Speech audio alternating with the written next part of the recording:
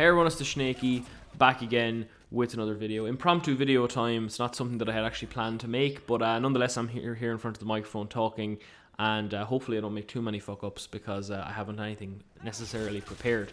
I wanted to talk a little bit about the Dierya keyboard, or Dierya, I think is how it's pronounced. Someone in the comments helped me out with that in the last video, and give you a bit of an update on it, and seeing as it was quite a popular video, just tell you, has anything improved, and my experiences with it since, and what I've done to try and improve any of the issues that I had in the previous video. I definitely got that Friday feeling. I'm recording this on a Thursday, and yeah, I have to say these weeks are taking their toll on me with this coronavirus thing. Everything at work is just taking a lot longer than it needs to take. But anyways, regardless of that, let's talk about the keyboard, and let's start off first of all with the charging and how we know if the device is charged.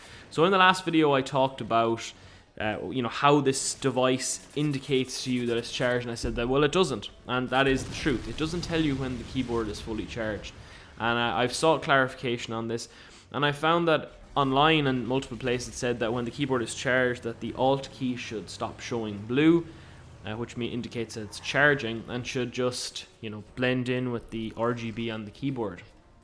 I've since been informed, and have since found on the forums from supposed moderators, that in fact really there isn't any way of knowing whether the keyboard is charged, but that the keyboard takes roughly 5 hours to charge off a mains plug. So we've got some sort of clarification, but I think it's kind of ridiculous that we're expected to just kind of guess as to when our keyboard is fully charged. We're in an age of devices that need to be charged, and we need to be given indications to when those devices are charged. It's like if your phone didn't tell you what percentage it was on when it was charging, so you knew when to plug it out. So that's a bit ridiculous, and I don't really understand why that is a feature, or lack thereof a feature. There should be something to indicate to you that the device is fully charged. I've got some Crysis Remastered gameplay over the back of this video, by the way, because last time, it was just you watching me move my hands around on the table, and I didn't think that was going to make a particularly interesting video, so here's some Crysis Remastered gameplay. If anyone's wondering, A, what I'm playing on, and B, what type of settings I'm playing on the it's a mixture of high and very high settings, and I'm playing at 1080p with 1x anti-aliasing, the third anti-aliasing option down, whichever one that is, the one that looks slightly better. And my specs will be down in the description if you're interested in knowing what I'm running it on. And it's running at in around 60 frames a second, which is pretty good, with a few frame drops here and there. But back to the topic of the video. So that's the whole charging situation. Next was the sleep option, where the keyboard kept going to sleep and it took like 10 seconds to reconnect. Surprise, surprise, that issue has not been fixed, and it's still being said on the forums by these moderators that you need to go into the software and you can disable the option there. And you can't, because I've actually downloaded the newest version of the firmware, which they're touting on the website as being the fix, and it still doesn't fix the issue. As I'm speaking to you right now, the keyboard is on in front of me, and I can guarantee you that when I try and do something on the keyboard again, it's going to have to take around 5 to 10 seconds to reconnect. I do think the time is getting shorter to reconnect to the actual dongle or to your computer. Maybe that's in my head as well, I'm not 100% sure. But that is the situation at the moment, that hasn't been fixed. And what's really irritating about this is they continue to say that this software issue can be fixed, or this hardware issue rather can be fixed with software. And that's just not the case. It hasn't happened, which is frustrating, because again, if you're playing a game with long cutscenes, you don't want to be having to wait 10 seconds for the keyboard to reconnect while you're getting shot at. And I'm sure that's going to be a problem in Mafia Definitive Edition, which I'm definitely going to be picking up tomorrow. That's there's definitely going to be that issue there. So then again, these are the times where you don't want to have to be waiting 10 seconds for the keyboard to reconnect again. So unfortunately, there hasn't been any leeway on that.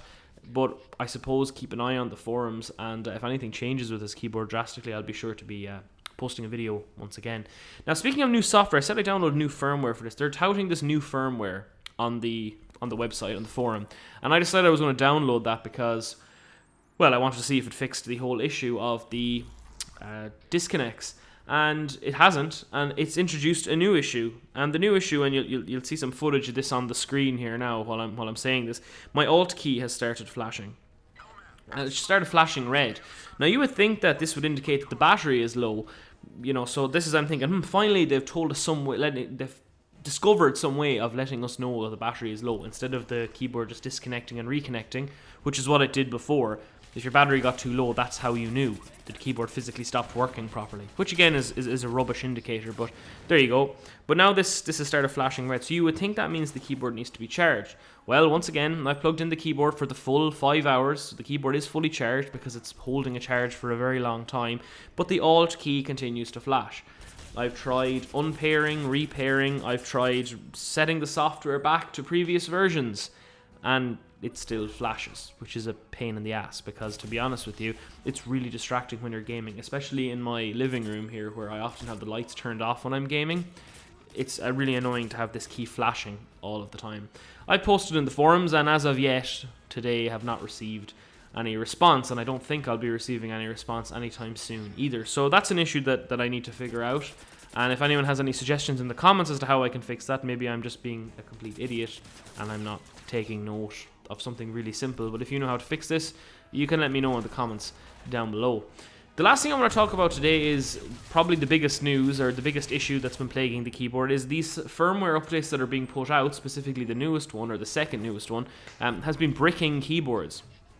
And there is actually, if you go onto the forums, and I'll have some footage there on the screen, there's numerous different threads being started about people who have bricked their keyboards with software updates.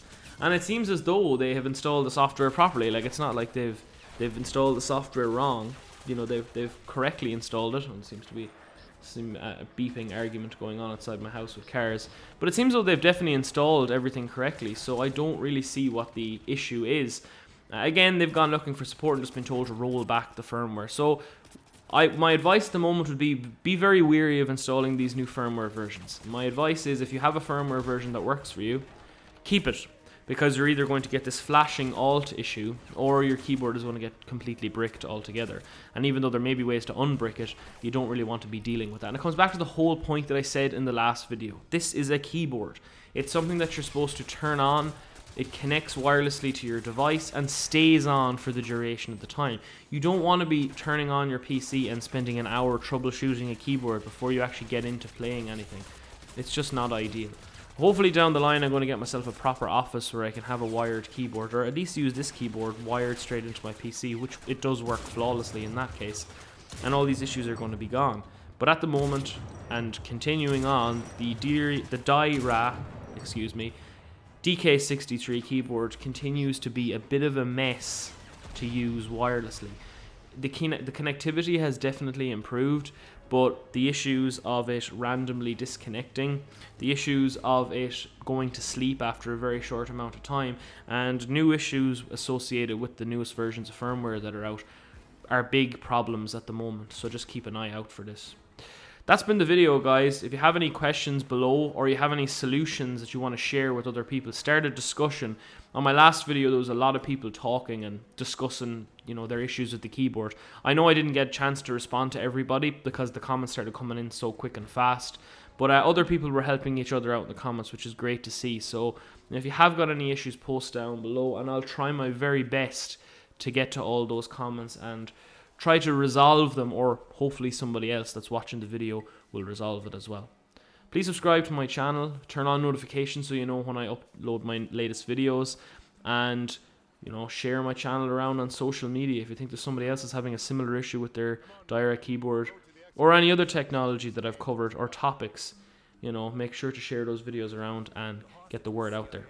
Thanks so much for watching, guys. I'll see you in the next video.